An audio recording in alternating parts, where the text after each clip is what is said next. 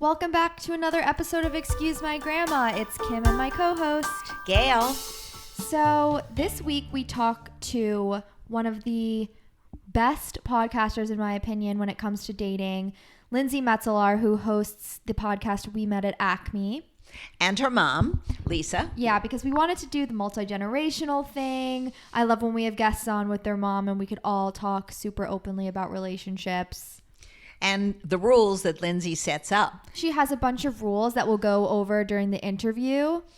And they're all about things to do in the beginning of dating in order to kind of get your guy hooked or girl. But we also were kind of having a discussion and we're like, these rules that may seem so simple in the beginning of dating, when things get more complicated in your relationship or when feelings get involved, people kind of just tend to throw them away. And they have to adjust according to the different partners that they have. Rules are meant to be broken. Correct. I am joined now by Lindsey Metselaar, the host of the podcast We Met at Acme, and her mom, Lisa. Thank you both for joining us. Thank you for having us. So excited. So Lindsey, I feel like most millennials who listen to our podcast probably know who you are, but I'm excited for an older generation to also get to know you and become obsessed with you. But for those who do not know, you were like the OG dating podcast before anyone, I feel like, got into the podcasting space.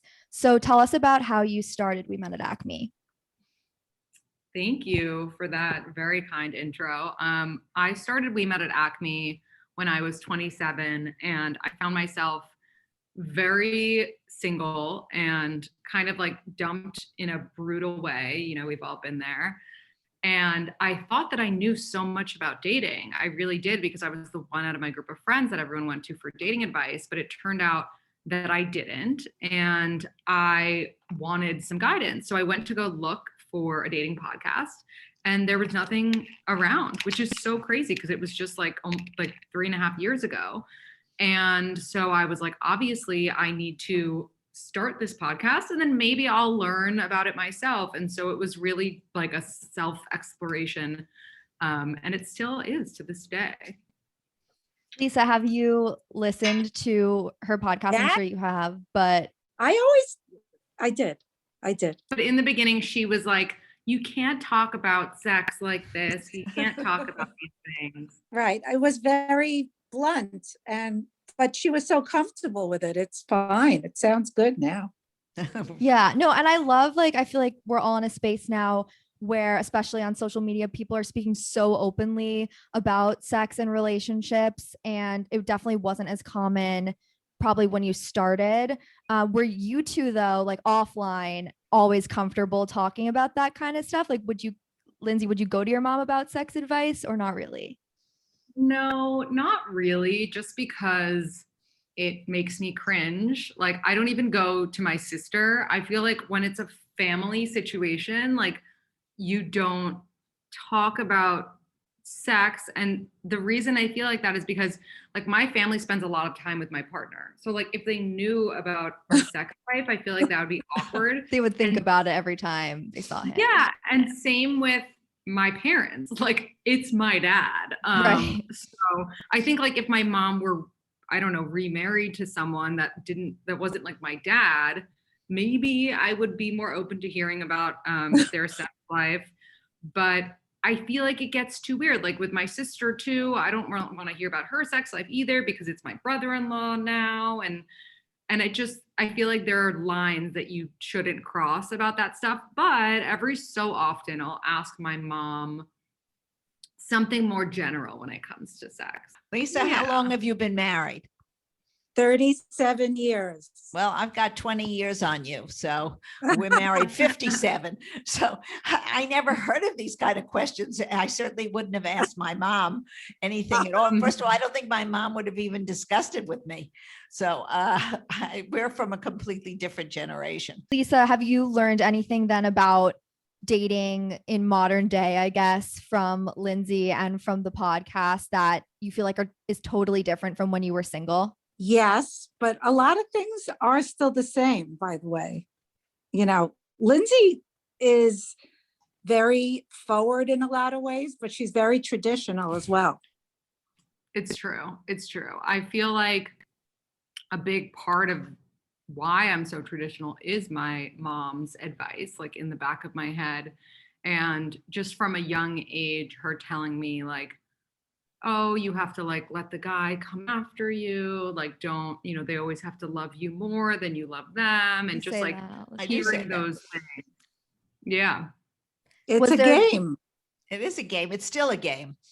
Yes. I don't know if it's that's a game. good thing though, like to play games. I think in the beginning, I mean, we can get to that like in your rules, Lindsay, and I don't know if like you followed them. You mentioned like in your current relationship, but Mhm. I feel like a lot of the times, yes, in the beginning, it's good to abide by certain things, but at a certain point, when do you just throw it out the window and the connection kind of just stands by itself? I think you throw the games out the window when the person is like hooked, or when you've become official. But I think there is something to be said about not necessarily games, but not putting all your cards on the table until you have like some sort of understanding of what your relationship is. And it's so funny because I'm rewatching Sex in the City from the first episode with my boyfriend, and Carrie, like the way that she behaves before her and Big are official Right. is so cringeworthy. Like, I'm sure you remember, it's just so not okay. She's like, tell me I'm the one. Like, I have to you're not even his rewatch. girlfriend. And so I don't know, it just reiterated to me how important it is to wait until it's a real thing. So, do. Lindsay, how did you meet your current boyfriend? So we met on New Year's Eve. We had met each other throughout the years because he went to high school with one of my best friends from college. So I knew who he was, he knew who I was, but we hadn't really spoken more than like, hey, at a party. And then I ran into him in Miami when I was staying with my parents. And I kind of like saw him in a different light, you know how that can happen. Mm-hmm. And I was like, oh my God, like he's so cute. I can't believe he's single. And that is how we met. We kind of ran into each other this was like 2 months before the pandemic. Now, Lindsay, I'm just curious, your rules of dating. Give us a few rules. Definitely. I'm curious. But I just have to say, like, your energy is so young. Like, you can't be over 70. Like, I don't believe that you are. I'm a little over 70. I I'm a little really, over 70.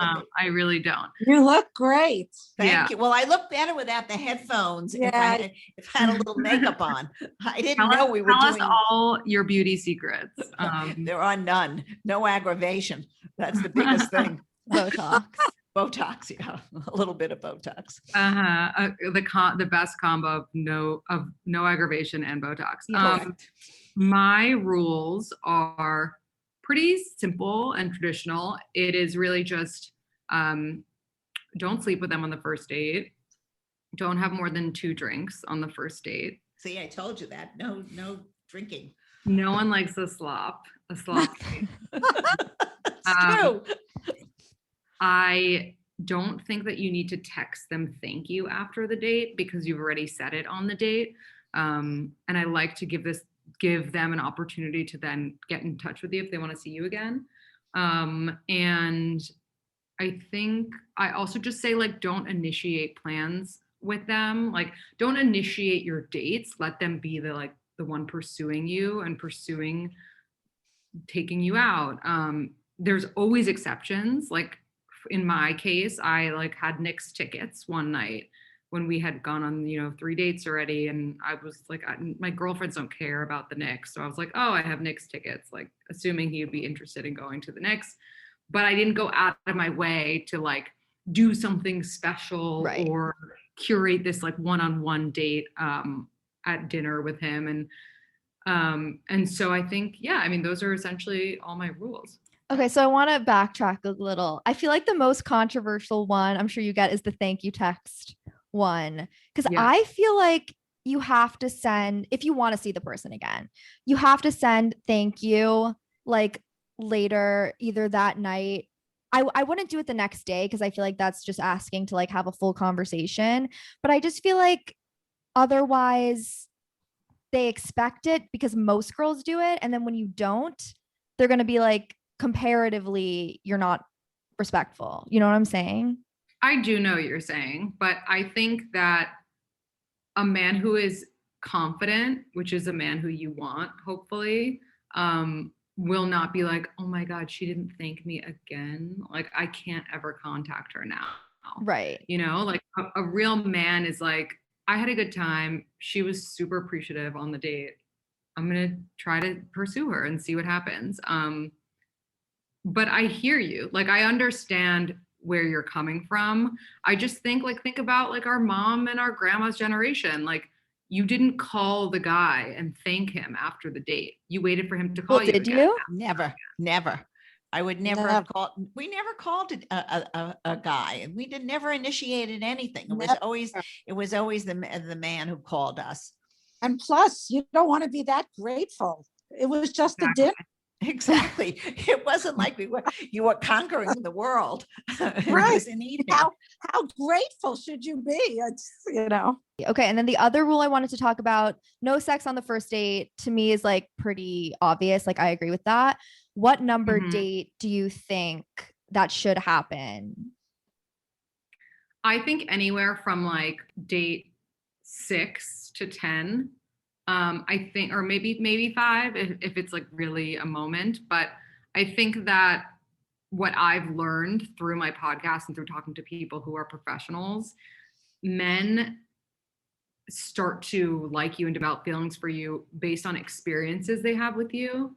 And women are more, like emotional. And so it's more like once you're intimate as a woman, like you might get attached sooner.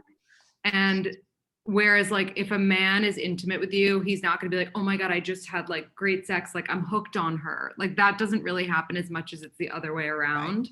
Right. And so I think it's important to build that like emotional connection. But beyond that, I think it's kind of like hot to have a buildup. And, like when we were in high school and whatever, and like have that tension build over time. I think it was really so much better.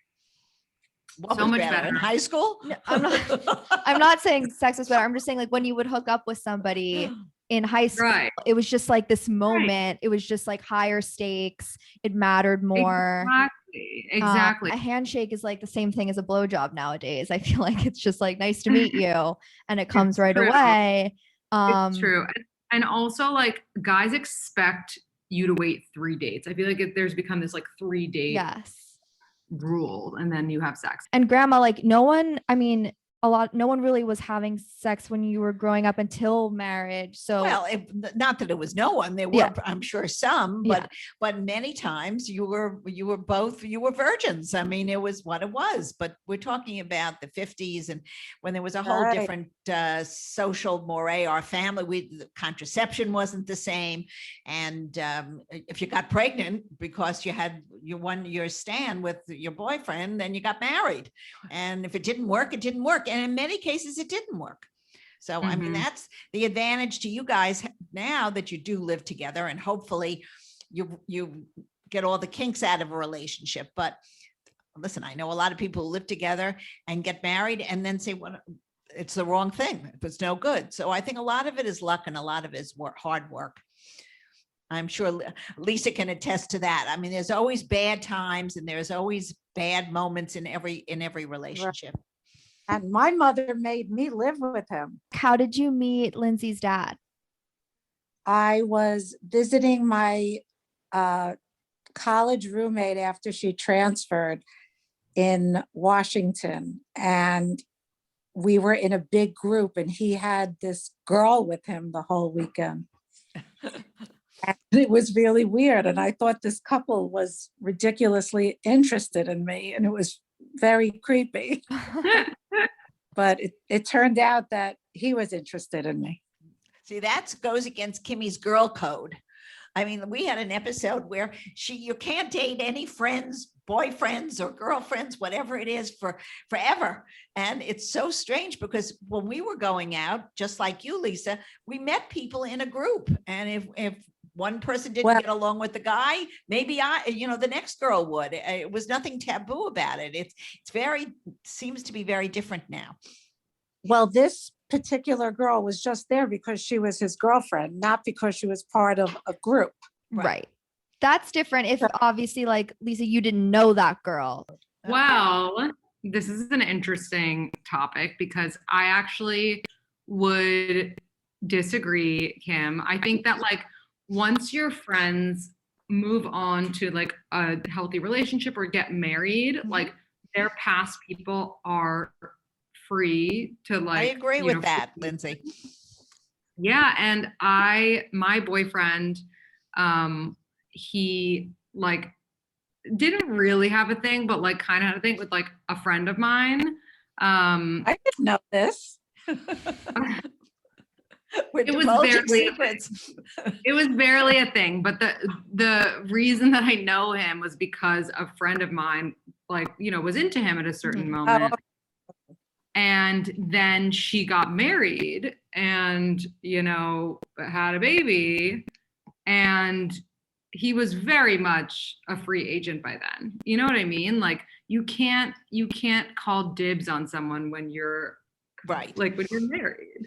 I just feel like, don't you feel then the whole time they were probably thinking like, oh, Lindsay must have thought my boyfriend was hot if now she's dating him. And then that's awkward with your friend. I hear you. Well, it never came to like boyfriend status and they like kissed once. Right. But still, I think that wasn't the case because I didn't know him. Like when they had their kiss, let's say, it was like in college and I had a boyfriend and like I wasn't paying attention.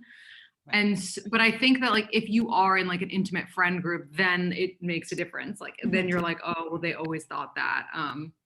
But if it's more random and like situational, then it's fine. Yeah, that makes sense. Lisa, have you met Lindsay's boyfriend? Oh, yes.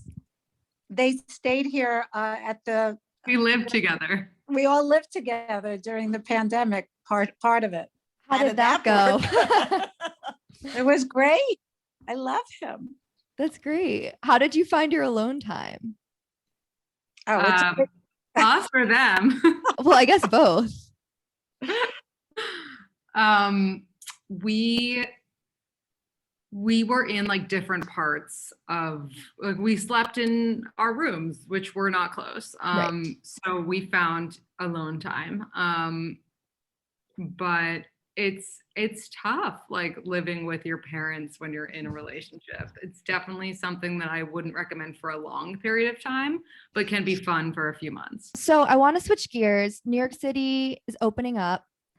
I want to hear from both of you actually, but mostly Lindsay, I guess, like dating trends you've seen recently. How do you think that the dating scene is going to change this summer now that things are opening up? I think that people are so excited to go out and like party. Even me, like in a really happy and healthy relationship, I'm like, I would love to hit the club. Yeah. And I think just people miss that like social aspect of their lives. And so I think it's going to be very much like a fun summer in the city of people going out for sure. I agree. I think it's going to be a burst of energy in New York. You can see it on the street. We just came back last week and you see the difference from the fall when everything was so quiet. And it's just people have gotten their shots, hopefully, and people are really looking forward to some social communications. I mean, obviously the first dates like at a restaurant or whatever it is will still happen. I don't know if you have go-to spots that you could tell our listeners also, because I feel like it's hard to find a place that's a good mix of like, you can hear the other person, but it's still cool in the city. It's so funny. I feel like things have changed so much because of like the outdoor seating in places that it makes me want to recommend something that I know has outdoor seating as opposed to just something that's like in the past would have been a good date spot. But I think that Bar Pity is always a good date spot. But that's more like a second or third date when you're for sure eating. I think if we're just talking drinks, RH Rooftop and the Meatpacking is really cool, like really beautiful setting. You've been there, right, Grandma? Oh yeah. Beautiful. Absolutely. It's really nice. I've always been a a pastis fan, love like a French place for a date. I think there's a place called Cell Rose. I've seen a lot of people go to Dante. And so like I think anywhere in the West Village is a safe bet because cute. it's also like cute. Yeah. Let's talk about We Matched at Acme. Where are you in the steps of creating this? Have you made any matches yet? Are you like we've into the made- matchmaker? yeah, essentially.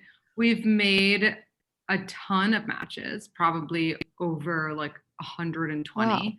Wow. Oh, wow. We have accepted almost 300 people, and we have like 500 people on the wait list because we really want to make sure that it's personalized and that we're not just like matching people to match them and give them somebody, but instead that we're actually like reading their preferences, reading their deal breakers, reading about their life and the things that they tell us.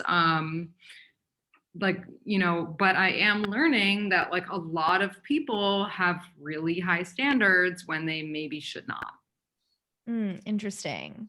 So it's basically more in depth than a dating app would be, right? Way more in depth. On a dating app, unless you pay for it, you can't decide how tall someone's going to be. You can't decide, their background. You can't find someone who has an equally successful career if that's something you're interested in. You can search for that, but it's harder to find, and also you don't know if that person's going to match with you. When we do it, we know that both people are interested in meeting the other, so it's more likely that they will connect, and one person won't just like ghost on an app. So I want to go through some of the polls that you put on your Instagram stories and see if you, your mom, and me and my grandma agree and would vote the same things. I live for these. I literally, first thing I do when I wake up in the morning, get out of the shower, go to bed, is go voting on your polls. I love that. That makes me so happy. True or false? Every boy becomes a man through some training or teaching by a woman. True. I agree. Wait, the Your other mother.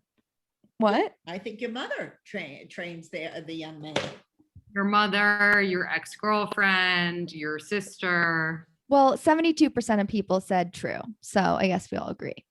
Okay. Would you rather someone tell you you're not right for them or they're not interested in them? Or does it soften the blow to give a white lie such as, I have too much going on right now? I think most people would say that they want a text that's honest. But I think in reality, it's probably less of a blow to hear like work's just really busy and then figure it out yourself. But I do think that you need to say something. You can't just ghost. Yes. I'm anti-ghosting. I agree. I do think though, with the, like, let's say it's like, oh, I'm super busy. It's a hard week with work. I find that no one ever gets the hint. Like, I don't know if I'm saying it wrong, but so many guys are like, okay, great. Like next week. And then I don't know I'm going to have to be like, yeah, I'm not free next week either. Like I think it's just so much harder to do a white lie than to be honest. I don't think the little white lie hurts. If it I ends don't there, think it hurts either. It's tactful. right. Mm-hmm. Okay. Well, 69% of people said be honest. Oh, okay. Love that. How long should you be dating before you go on vacation with your partner's family? Either 6 months or more or 1 year or more.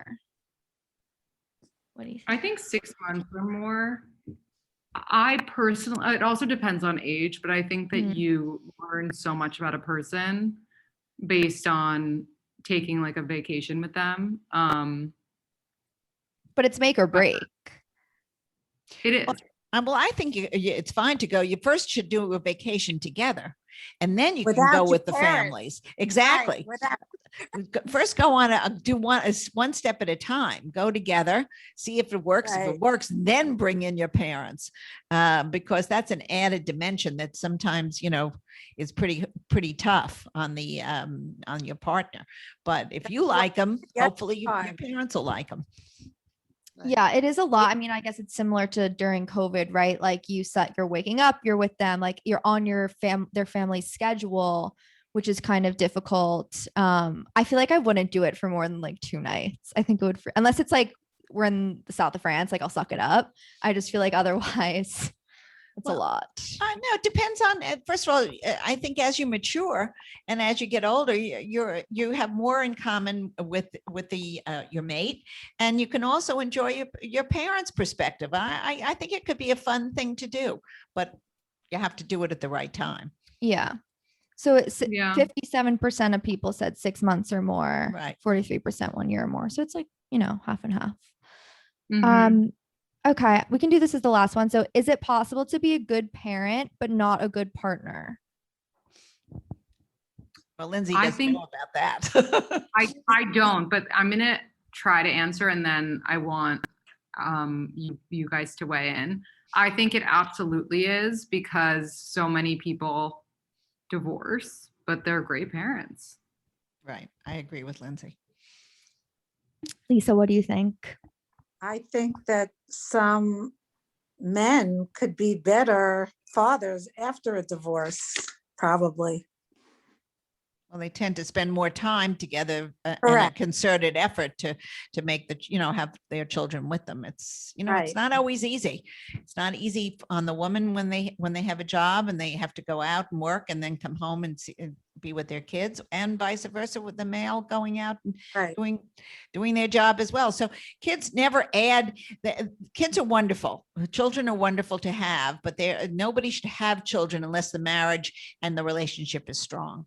That's Right. the most Yeah, it's just important thing. interesting to me because I feel like the good qualities that make both would be, you know what I mean? Like being caring and empathetic and like, whatever it is, like those make for both. So if you have those qualities, why would you not be a good parent and a good partner? Well, Well, I you think could be. because you could be with someone who's not a match for you. So then it Right. seems like you're not a good partner, when in reality you might be a great partner with someone else. Mhm. And your kids are a different kind of love. Lindsay, you always say the right things. This is why I listen to you every day.